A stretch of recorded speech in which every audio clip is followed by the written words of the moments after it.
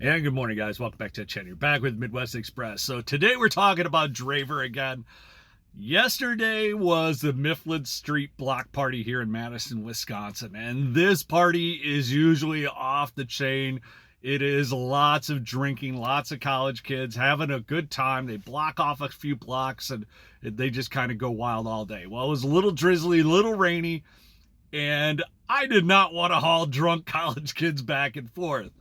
So it was a slow day, and I got notification from Draiver that there was a ride going from Portage, which is about 30 minutes north of where I was at the time, down towards Chicago to a place called Schaumburg. And it paid out $299, and it should take 5 hours and 5 minutes to complete. And it was scheduled for one driver, so no chase vehicle or anything. And I accepted the ride. I went and did it, and it was this vehicle, which ended up being a huge diesel truck, air brakes, 26-foot box. I mean, it was a good size, hot mess of a vehicle to drive.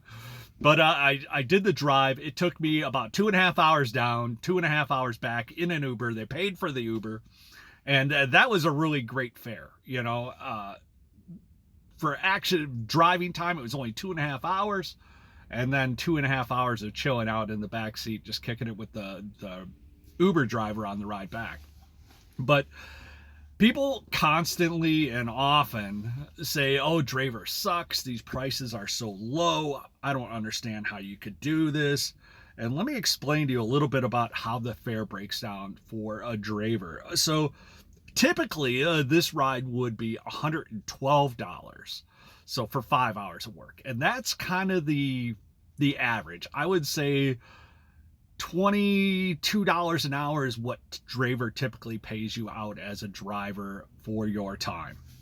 Now, this time, if you are taking flat rate jobs, you are accepting that job based on just the cost, right? Well, as time gets closer to the delivery times, a lot or quite often, the customer, whoever they are, will offer incentives or tips, or Draiver will kick in additional fares. So on this one, there was a $250 tip slash incentive to take this drive for Draiver because they needed to get this vehicle moved. It was a Saturday morning.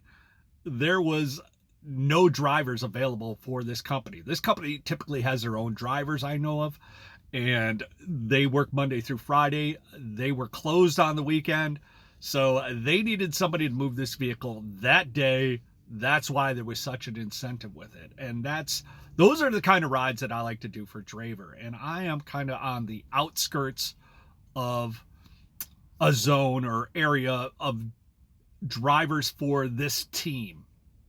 And you're kind of like, team, what are you talking about? So often with a lot of people that use Draiver as repetitive customers, they're building out their team of drivers using Draiver.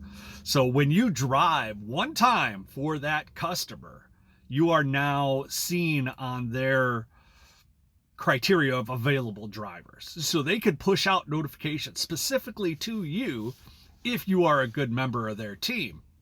So fortunately, I drove in that Chicago area at one time, and I am listed as a team member. So if they get rides that are from my area that go down to that area or destination or vice versa, they will often offer me jobs that I'll get push notifications for.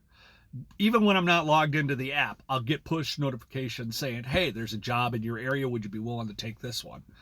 And that's how Draiver ends up being more advantageous. If you're on the app and constantly looking for gigs, it's going to offer you gigs that are at the flat rate, which, you might end up spending an hour and a half, 45-minute drive, 45-minute ride back for like $35. And those are not that advantageous. So everybody has to make up their own mind on what they feel is a valuable ride with Draiver. And it's not for everybody. It is a smaller company. They are not in every market of the country. But I do think it's a valuable app and tool to have in your toolbox. You do need to have some driving experience, though. I put down that I only want to drive automatic vehicles, but this big truck had air brakes. And if you don't understand air brakes and whatnot, watch some tutorials. In fact, I think I'll do a tutorial later on how to drive a vehicle with air brakes and just some things you need to know about it before you jump behind the wheel and start going down the road, because it could be a shocker if you've never drove a vehicle with air brakes. But hopefully this guy gives you a little bit more insight on the pay and how it works for Draiver. It's not a set mileage thing. It's more of a time-wise thing, is how they prorate the flat rate fee for you. So, and you also need to take into account, or I recommend you do at least, the market that you're driving in. Like, I was getting a lot of good offers on Friday evening.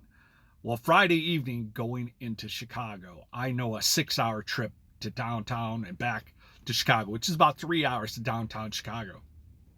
A 3-hour trip on a Friday evening would have turned into a nightmare. I could have been in traffic and everything else, and Draiver doesn't bump up the pay if you get stuck in traffic. So it's good to kind of know the flow of where you're going and how the traffic patterns run, and don't take jobs that are going to get you stuck in traffic. That's just another tip along the way.